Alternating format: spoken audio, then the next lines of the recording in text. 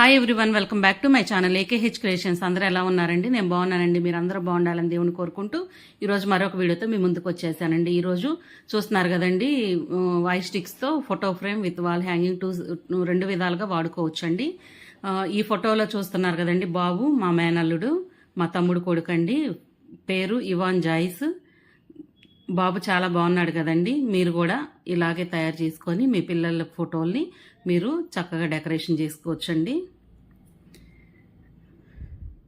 దీనికి కావాల్సిన వస్తువులు I sticks, cardboard sheet, colour papers,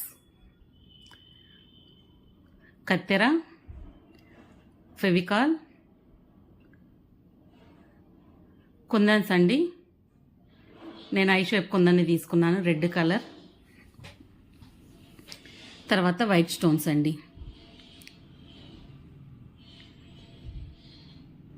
okay అండి, ఒక వీడియోలోకి వెళ్ళిపోదాం. దీన్ని ఏ విధంగా తయారు చేసుకోవాలో చూద్దామండి.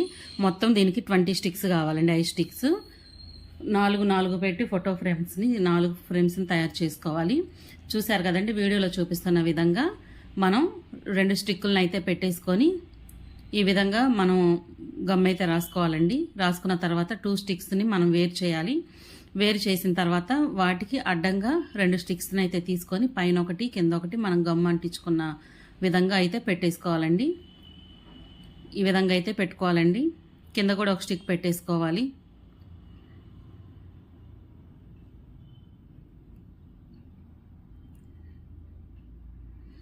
అయిపోయిందండి. ఇదే విధంగా మనం 4 ఫ్రేమ్స్ని తయారు చేసుకోవాలండి.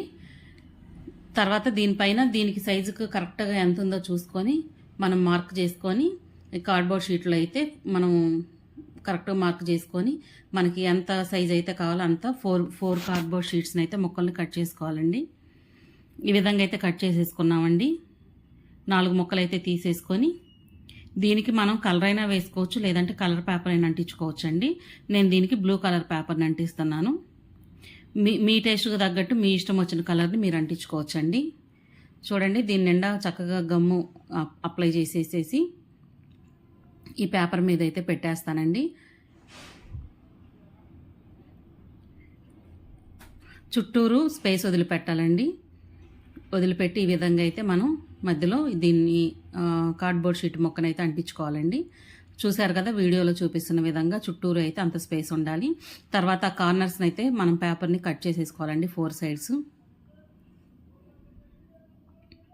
కట్ చేసుకున్న తర్వాత 4 సైడ్స్ కూడా మనం గ్లూ అయితే గమ్ అయితే అప్లై చేసుకోవాలండి.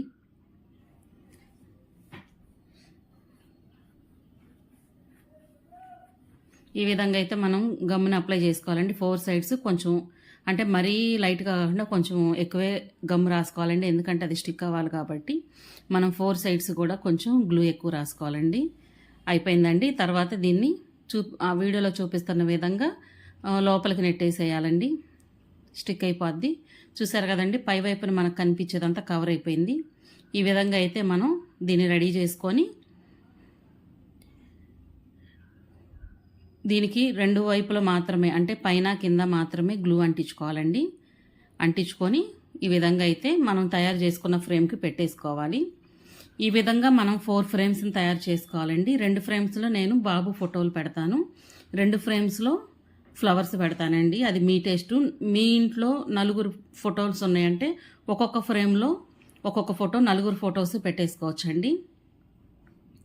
చూడండి, ఈ విధంగా అయితే నేను పింక్ కలర్ పేపర్ని ఫ్లవర్ కోసం తీసుకొని 4 సైడ్స్ 2 ఇంచెస్ వచ్చేటట్లు నేను సైజ్ తీసుకున్నానండి. దీన్ని డబుల్ ఫోల్డింగ్, త్రిబుల్ ఫోల్డింగ్ క్రాస్లో ఈ విధంగా అయితే ఫోల్డ్ చేసేసుకొని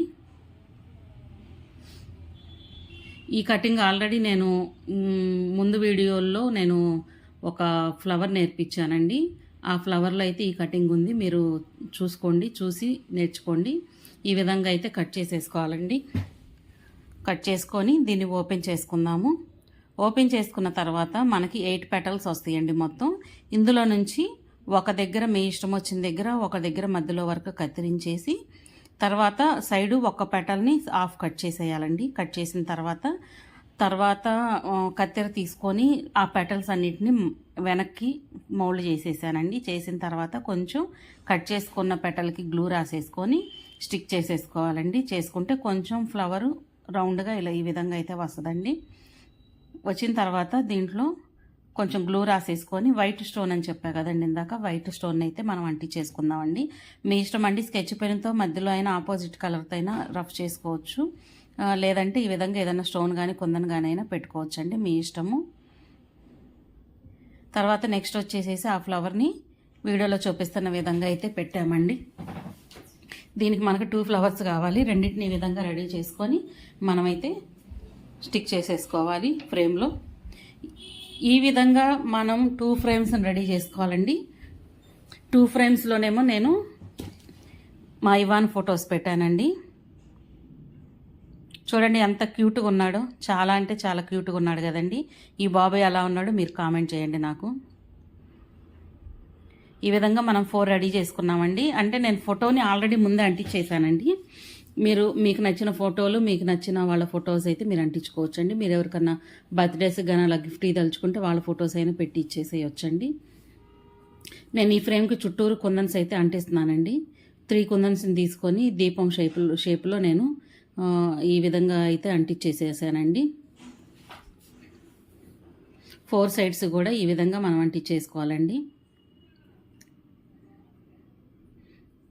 దీనికి డెకరేషన్కి మీ ఇష్టం వచ్చింది, ఒక కుందననే కాదండి, మీకు ఇష్టం వచ్చింది అయితే వాడుకోవచ్చు, అది మీ టేస్ట్ అండి. నేను ఆల్రెడీ స్టిక్స్ కలర్స్ వేసిన వాడాను కాబట్టి నేను ఈసారి ప్లెయిన్ వాడుతున్నానండి. చూడండి ఈ విధంగా 4 రెడీ చేసుకోవాలి. మనం ఇవి ఆపోజిట్లో తిప్పుకున్నప్పుడు లెఫ్ట్ సైడ్ మనకి ఎదురుగ్గా పెట్టిన లెఫ్ట్ సైడ్ ఉన్నాయి, రైట్ సైడ్కి వస్తాయండి. నేను ఆ విధంగా అయితే పెట్టేసుకున్నాను. చూసారు కదా, ఇప్పుడు మనకి లెఫ్ట్ సైడ్ బాబు ఉన్నాడు, ఫ్లవర్ ఉంది, అది మనం ఇట్లా బోర్లో వేసినప్పుడు అవి రైట్ సైడ్కి వెళ్ళిపోతాయండి. చూడండి అదిగోండి, ఈ విధంగా అయితే మనం సెట్ చేసేసుకోవాలి. అది పైకి వెళ్ళాలండి, ఇది కింద వైపు పెట్టేసుకోవాలి. ఈ విధంగా అయితే మనం కరెక్ట్గా పెట్టుకోవాలి. తిప్పినప్పుడు ఆపోజిట్లో ఫస్ట్ మనం ఏ విధంగా అయితే పెట్టామో ఆ విధంగా వస్తుందండి. తర్వాత ఇంకా ఇప్పుడు మనం 16 ఐ స్టిక్స్ అయితే వాడేసి ఇంకా 4 ఉన్నాయండి. ఆ 4 కూడా ఒకటి తీసుకొని ఈ విధంగా అయితే ఎడ్జెస్లో గమ్ రాసేసుకొని వీడియోలో చూపిస్తున్న విధంగా ఒకదానికి జాయింట్ పడేటట్టు స్టిక్ చేసేసుకోవాలండి. చూసారు కదండి, ఇంకా 2 స్టిక్స్ ఉన్నాయి, వాటిని కూడా గ్లూ రాసేసుకొని ఎడ్జెస్లో ఈ విధంగా అయితే మనం స్టిక్ చేసేసుకోవాలండి.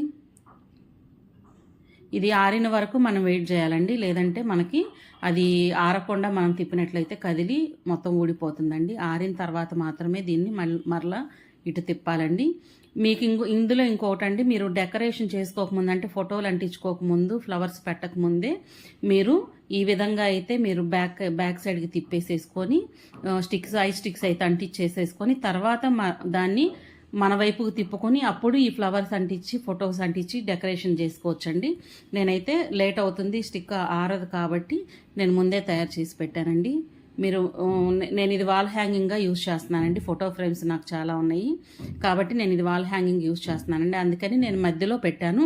దీన్ని క్రాస్ లైన్ మీరు పెట్టుకోవచ్చండి, హ్యాంగింగ్ క్రాస్ లైన్ పెట్టుకోవచ్చు. నేనైతే మధ్యలో పెట్టానండి. ఇది మనం గోడకు తగిలించుకోవడానికి కరెక్ట్గా సరిపోతుంది. ఈ విధంగా అయితే మనం రెడీ చేసుకొని ఇది ఒక ½ అన్ అవర్ వదిలేసేయాలండి. అయిపోయి నేను ఒక ½ అన్ అవర్ తర్వాత దీన్ని మరలా తిప్పేస్తున్నానండి. చూడండి ఈ విధంగా అయితే మనకి స్టిక్ అయిపోతుంది. ఇంకా కొంచెం ఆరాలండి. చూసారు కదండి, ఈ విధంగా అయితే మనం ఈ ఫ్రేమ్ని అయితే రెడీ చేసుకున్నామండి. చూడండి నేను వాల్కి తగిలిచ్చేసేసాను. చూడండి